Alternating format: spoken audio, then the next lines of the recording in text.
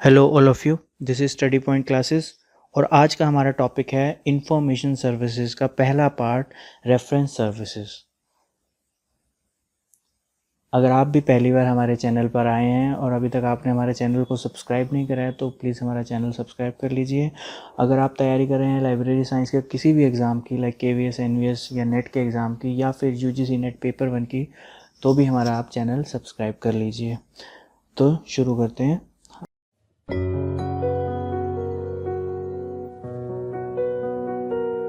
शुरू करते हैं आज का हमारा टॉपिक, रेफरेंस सर्विसेज। देखिए, रेफरेंस सर्विसेज क्या होता है? रेफरेंस सर्विस क्या होता है? ये भी एक तरह की सर्विस होती है जो लाइब्रेरी हमारे यूज़र्स को प्रोवाइड करती है। ठीक है, रेफरेंस सर्विस क्या होती है? सबसे पहले ये रेफरेंस सर्विस वर्ड आया कहाँ से, किसने ये करा, तो सबसे पहले हम ये पढ़ते हैं। रेफरेंस सर्विस का जो वर्ड, ये जो रेफरेंस सर्विस कंसेप्ट आया है, ये concept Samuel sweat green, reference service का जो ये कंसेप्ट दिया है वो सैमुअल स्वेट ग्रीन ने दिया है 1876 में। ठीक है, तो ये पेपर में कई बार क्वेश्चन आ जाता है कि सैमुअल स्वेट ग्रीन को हम फादर ऑफ रेफरेंस सर्विस भी बोलते हैं। ठीक है, तो आप ये याद कर लेना, सैमुअल स्वेट ग्रीन ने रेफरेंस सर्विस का कंसेप्ट दिया है और इनको कब इन्होंने 1876 में दिया और इनको फादर ऑफ रेफरेंस सर्विस बोलता है। जो सैमुअल स्वेट ग्रीन थे, इन्होंने जो 4 फंक्शन बताए थे किसी भी रेफरेंस लाइब्रेरियन के। पहला फंक्शन क्या है कि इंस्ट्रक्ट करना पैटर्न को to how to use the library, sorry यहाँ स्पेस नहीं है, how to use the library. Answering the pattern queries, patterns की क्वेरीज का आंसर देना किसी भी लाइब्रेरियन को। ठीक है, और तीसरा फंक्शन क्या है लाइब्रेरियन का? Adding the pattern in selecting resources, अगर किसी भी रिसोर्सेज को सेलेक्ट, जो भी उसके रिसोर्सेज है उसको सेलेक्ट करके देना। प्रमोटिंग लाइब्रेरी, अपनी कम्युनिटी में लाइब्रेरी को प्रमोट करना। ठीक है, तो बेसिकली हमें ये पता होना चाहिए रेफरेंस सर्विस जो कंसेप्ट है वो कहाँ से है, हमारे पास सैमुअल स्वेट ग्रीन से है। इसके बाद मैं आपको बताऊं, जो ALA था, उन्होंने रेफरेंस सर्विस का जो यूज़ अपनी पब्लिक लाइब्रेरीज़ में 1876 में स्टार्ट कर दिया था। 1909 में सबसे पहले स्पेशल लाइब्रेरी एसोसिएशन फॉर्म हुई थी 1909 में। ठीक है, जिन्होंने वॉशिंगटन UC में बनी थी। ठीक है, जिसने हेल्प करी थी all over world reference services को प्रमोट करने के लिए, जितने भी हमारी पब्लिक लाइब्रेरीज़ हैं या जो भी एकेडमिक लाइब्रेरीज़ हैं, ठीक है, यूनिवर्सिटी लाइब्रेरीज़ हैं, उसके अंदर जो रेफरेंस सर्विसेज का यूज़ हो। ठीक है, कैसे रेफरेंस सर्विसेज का हम यूज़ करें लाइब्रेरीज़ में, उसके लिए SLA ने बहुत ज़्यादा हेल्प करी थी, कंट्रीब्यूट किया था ऑल ओवर द वर्ल्ड। ठीक है, इन इंडिया में जो रेफरेंस सर्विस का कंसेप्ट कौन लेके आए थे? वो लेके आए थे, ऑब्वियसली आप लोगों को पता ही है, डॉक्टर रंगारातन 1930 में मद्रास यूनिवर्सिटी में। ठीक है, रेफरेंस सर्विस का कंसेप्ट डॉक्टर रंगानाथन लेके आए थे। और सबसे पहला इंडिया का जो अपॉइंट हुआ था फर्स्ट रेफरेंस लाइब्रेरियन, वो भी मद्रास यूनिवर्सिटी में 1937 में हुआ था। ये क्वेश्चन आता है पेपर में, रेफरेंस सर्विस इंडिया में कब शुरू हुआ? 1930 में। कब रेफरेंस सर्विस लाइब्रेरियन अपॉइंट हुआ पहला इंडिया का? 1937 में हुआ मद्रास यूनिवर्सिटी में। सीधा सीधा क्वेश्चन पेपर में पूछा जाता है, कोई भी लाइब्रेरी साइंस का अगर पेपर आप दे रहे हैं तो उसमें सीधा सीधा ये क्वेश्चन पूछे जाते हैं। ठीक है, तो ये आप प्लीज़, ये बिल्कुल पॉइंट टू पॉइंट करा रहा हूँ, बहुत इंपॉर्टेंट है, सारा मटेरियल इंपॉर्टेंट है, आप इसको रट लो, सारा पेपर में आएगा ये। ठीक है, अब अगला कंसेप्ट, ये भी पेपर में बहुत बार क्वेश्चन आता है। रंगानाथन ने रेफरेंस सर्विस को पर्सनल सर्विस बोला था। मतलब रंगानाथन ने ये कहा था कि डॉक्टर रंगानाथन ने ये बोला था कि जो पर्सनल सर्विस की तरह आपको ट्रीट करना है रेफरेंस सर्विस को, मतलब जो यूज़र और बुक का बीच का जो गैप है वो आपको पर्सनली सॉल्व करना है। ठीक है, ताकि उसको रेफरेंस मिले यूज़र को। ठीक है, रेफरेंस सर्विस जो अकॉर्डिंग टू डॉक्टर रंगानाथन, जो reference service establishing the contact between reader and book by the personal service, जो कॉन्टैक्ट है वो पर्सनल सर्विस के थ्रू बनता है रीडर और बुक के बीच में। ठीक है, ये थोड़ा बेसिक आपको मैंने बता दिया है, रेफरेंस सर्विस क्या होता है, कैसे शुरू हुआ। ठीक है, तो सबसे पहले डेफिनेशन पे आ जाएं, और जो ये दो बहुत इंपॉर्टेंट है, पेपर में बहुत बार क्वेश्चन आता है कि रेफरेंस अकॉर्डिंग टू जेम्स, थोड़ा जूम कर लेते हैं, अकॉर्डिंग टू जेम्स वायर। ठीक है, रेफरेंस सर्विस को 3 फिलॉसफीज़ में बांटा गया है। मतलब 3 पार्ट्स में बांटा गया अगर हम देखा जाए। एक होता है कंजर्वेटिव, एक होता है मॉडरेट रेफरेंस सर्विस, एक होता है लिबरल रेफरेंस सर्विस। पेपर में क्वेश्चन आता है कंजर्वेटिव, मॉडरेट, लिबरल, या फिर जेम्स वायर ने किन 3 का नाम दिए थे। बिल्कुल सीधा सीधा क्वेश्चन आता है पेपर में जेम्स वायर ने। ठीक है, देखो कंजर्वेटिव वो होता है जिसके अंदर कम से कम लाइब्रेरियन का यूज़ होता है बुक और यूज़र के बीच में। ठीक है, मॉडरेट में थोड़ा ज़्यादा होता है और लिबरल में बहुत ज़्यादा होता है कि वो बुक यूज़र को मिल ही जाए by the help of librarian या रेफरेंस लाइब्रेरियन। ठीक है, इसी को अगर एक सैमुअल रॉथस्टीन था, इन्होंने इसी सेम चीज़ को मॉडरेट, कंजर्वेटिव और लिबरल को मिनिमम, मिडलिंग और मैक्सिमम कंसेप्ट में बांटा था। आपको लोगों को ये याद होना चाहिए, पेपर में सीधा सीधा क्वेश्चन होता है मिनिमम, मिडलिंग, मैक्सिमम कंसेप्ट किसने दिया था रेफरेंस सर्विस में, वो होता है सैमुअल रॉथस्टीन ने। ठीक है, जेम्स वायर, ये 3 नाम अब तक हमारे पास आ चुके हैं। ठीक है, सैमुअल स्वेटग्रीन आ चुके हैं, सैमुअल रॉथस्टीन आ चुके हैं और जेम्स वायर। ठीक है, ये तीनों याद कर लो, बहुत इंपॉर्टेंट है, पेपर में क्वेश्चन आता ही आता है। ठीक है, इसके बाद जो ALA है, उन्होंने 1942 में रेफरेंस सर्विस को एक सीरीज़ ऑफ जॉब में कन्वर्ट करा था और 6 तरह की जो फंक्शंस है, 6 फंक्शन ऑफ रेफरेंस सर्विस। ठीक है, इन्होंने बताया था 6 रेफरेंस सर्विस के फंक्शंस हैं किसी भी लाइब्रेरी के, लाइब्रेरियन के या लाइब्रेरी के।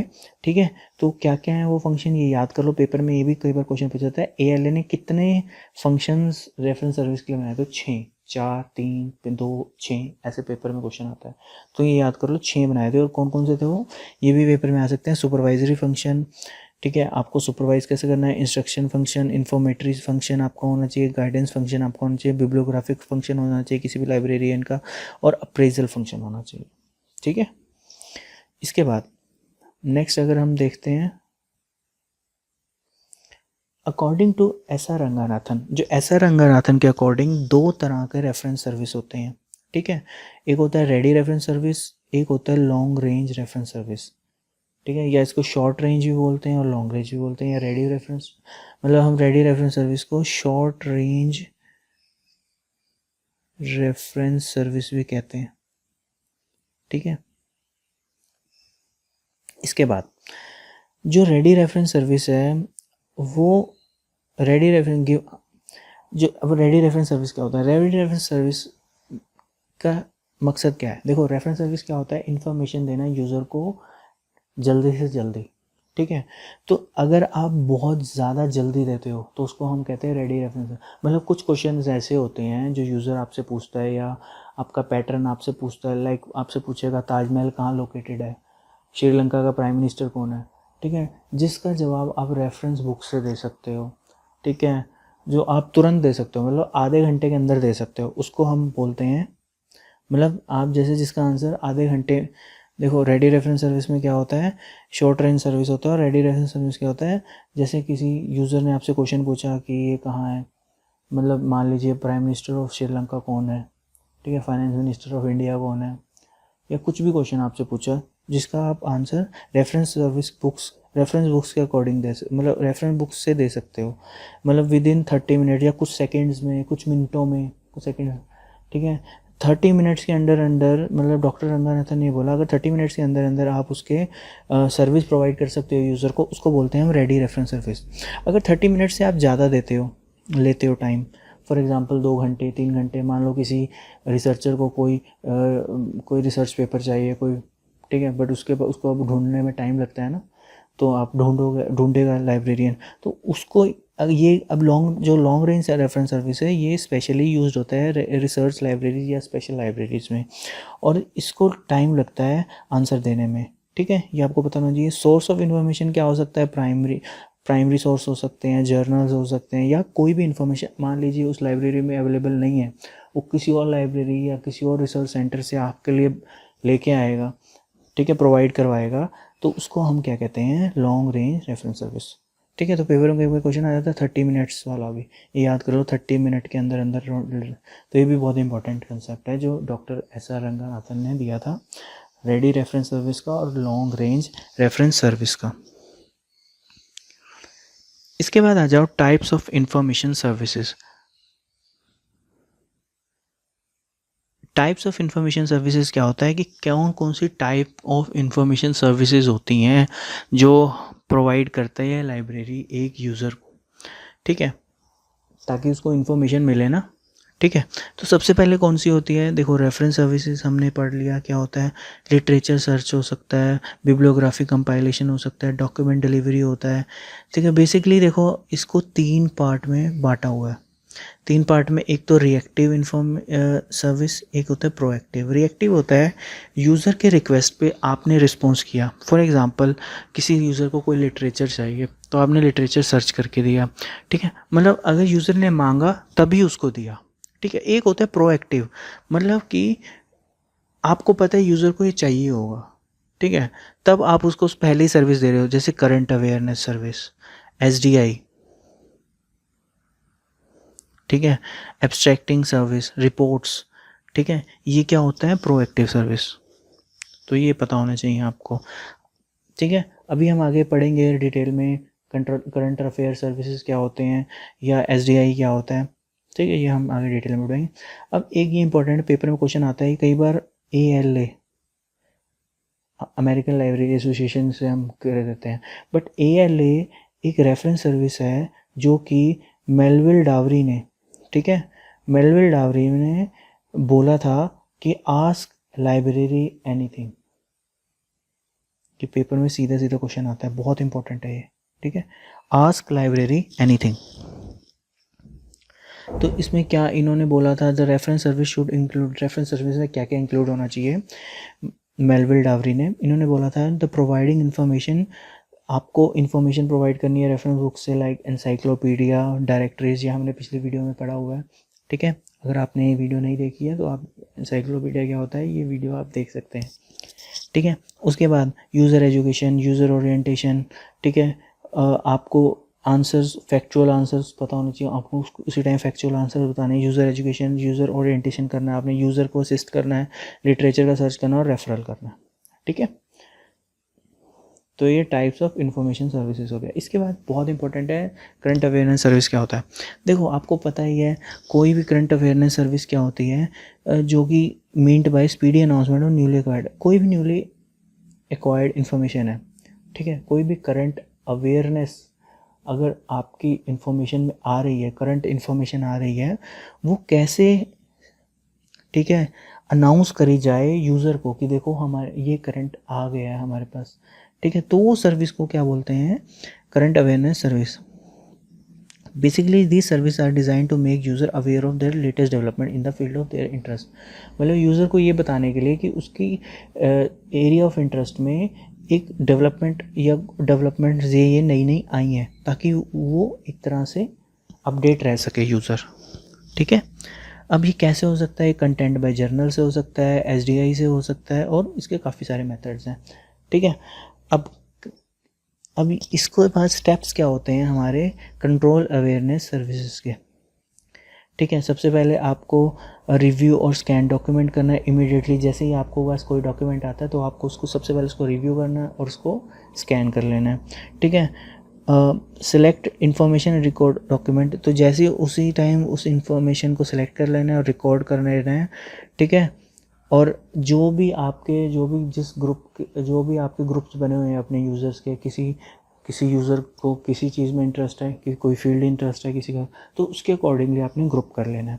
उसके बाद उसको यूज़र को आपने सेंड नोटिफिकेशन करनी है about their area of interest, जो भी उस यूज़र का जो भी इंटरेस्ट है। फॉर एग्जांपल किसी को फिज़िक्स, आपके फिज़िक्स वाले ग्रुप है कोई यूज़र्स का, फिज़िक्स में जो रिसर्च लेता है या जो भी इंफॉर्मेशन लेते हैं, तो आपने क्या करना है उस फिज़िक्स वाले की अगर जैसे ही आपके पास पता होगी उसको अलग कर कर वो आपने नोटिफिकेशन सेंड कर देना है। इसके बाद अब क्या हो सकती है, टाइप्स क्या हो सकती हैं करंट अवेयरनेस सर्विसेज में। टाइप्स क्या होती है, टाइटल अनाउंसमेंट सर्विस हो सकती है कि ये नई टाइटल अनाउंसमेंट आई है, या announcement of research in progress, कौन कौन सी रिसर्च प्रोग्रेस में है, notification of fourth coming conferences, कौन कौन सी आगे आने वाली कॉन्फ्रेंसेज आ रही हैं, ठीक है। सेलेक्टिव डिसेमिनेशन ऑफ इंफॉर्मेशन, ये अब आगे हम पढ़ेंगे। News clipping, paper news clipping service हो सकती है, करंट अवेयरनेस बुलेटिन हो सकता है, ठीक है। तो अगला टॉपिक हमारा है एसडीआई। एसडीआई का मतलब होता है सेलेक्टेड डिसेमिनेशन ऑफ इंफॉर्मेशन। जो ये टर्म इन्वेंट करा था ये एच पी लुहान ने करा था 1961 में। अकॉर्डिंग टू एच पी लुहान इन्होंने बोला था जो इंफॉर्मेशन रेफरेंस सर्विस है वो किसी भी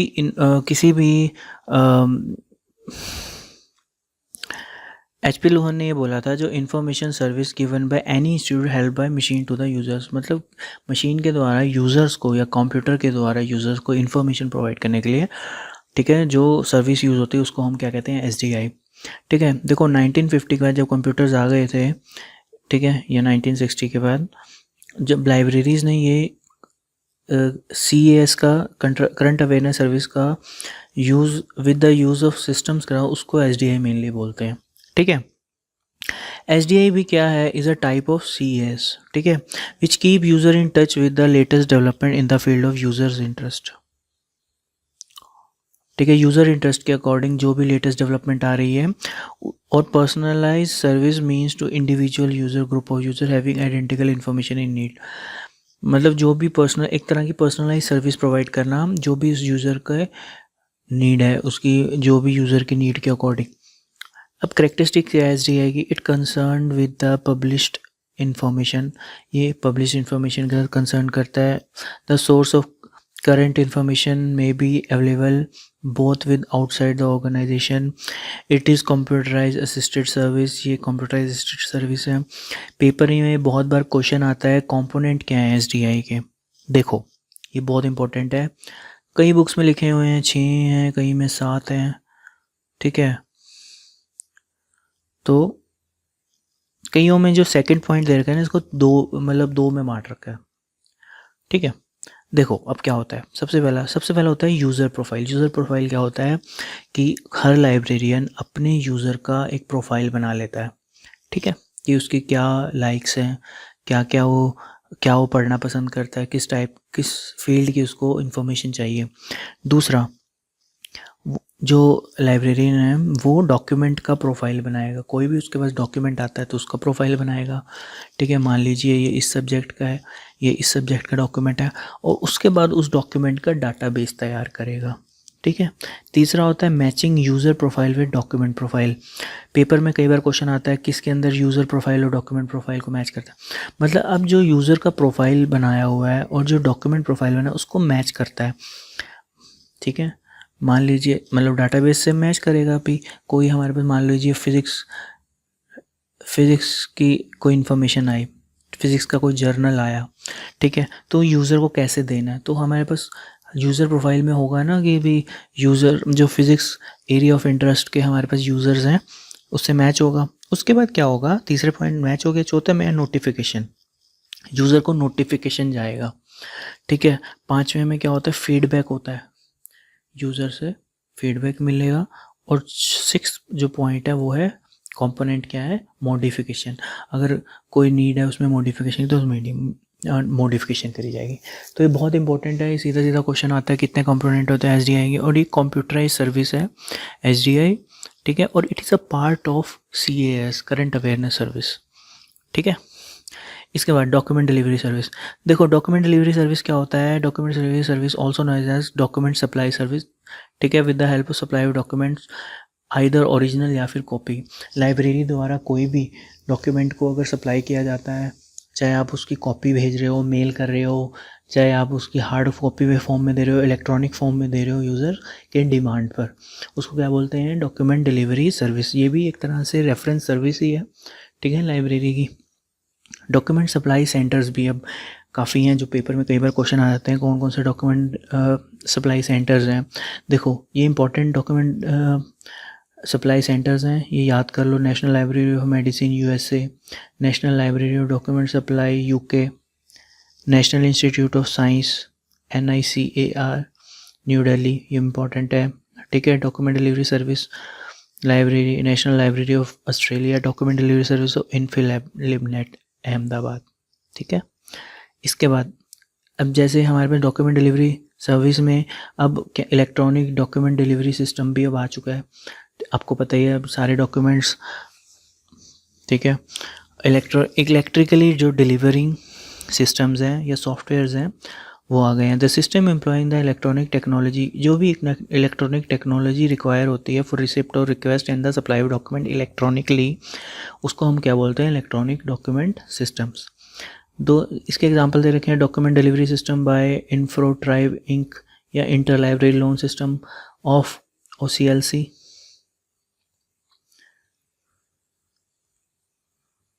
इसके बाद next translation services. Translation service क्या होता है, general translation service provide translation service any individual organisation from large number of foreign language into English या फिर वाइस वर्सा।